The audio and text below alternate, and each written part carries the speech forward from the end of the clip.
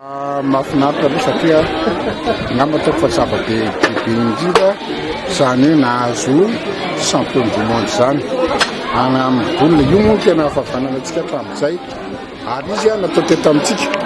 ataoko hoe izay nizoran'Andriamanitra mendrika sy rariny satria sady teto amintsika nanaovana azy mba hita mivoaka malagasy hoe ahoana izany faninanana kontaky momba amin'ny baolina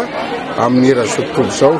ka monjy dia hoe efa nanavanana antsika sady tsika dia mivetivety ny raha natsakana dia misaotan'Andriamanitra satria nahazo ny fanambinana satria raha reny niveau mpanao baolina reny nke samy mitovitovy daholo fa sainginy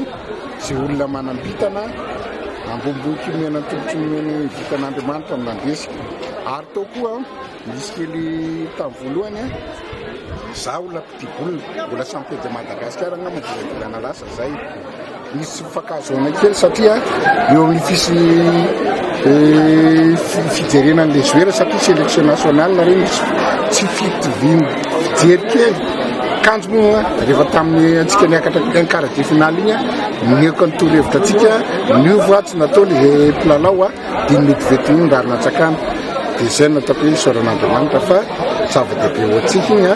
ary io moa manao zavatra misy lesoka kely ihany na tamin'ny fandraisana na tamin'ny ouverture na tamin'ny rehetrarehetra ho an'ny organisateur efa zatra mijery faninanana iraisam-pirenena ihany ivelany tokony mbo natao kely ohatran'ireny itsika fa zany io tsy fanomezantsiny arakaraka ny fananantsika nety manana sytany fa dia atao aloha ny vita so ihany fa mbo atsika ny champion du monde isoran'Andriamanitra io nge fahavazana eto Madagasikara efa niresaka tamin'ny ministre efa niresaka tamin'ny commission amin'ny assemblée hoe rariny tsisy mba ohatra ka mbo manana terrain tsika satria io mbo alalany eran'izao tontolo izao amintsika olona mbo manavanana antsika fa mahagaga misy nefa isaka misy tany tamin'ny ouverture zao atao monsieur le ministre tamin'ny fermeture atao izy dia fandresana ihany fa dia tsy haiko izay nahatonga anjareo fa raha zany io ny ao anatena mangataka fanjakana fibe mihitsy nyaraka mbo amin'io amin'izay reny mpanao baolina mbo mitena fa tena malalaka be tamitsika na mamaty na ery amin'ny resaka anaovana azy ery amin'ny terrain ery pasa fa tena mbo mangataka mbo havanana antsika tsy dia lafo nge manao terrain na baolina tsy dia malafo ohatran'ny terrain manao foty fa mendrika sy rano mbo mangataka manao asoava ministera hoe mbo amin'io amin'izay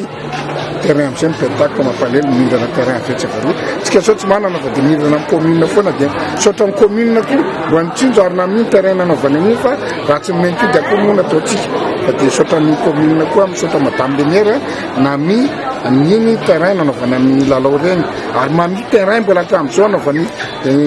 tsika ny klubana boulisa Tananarivo eto Tananarivo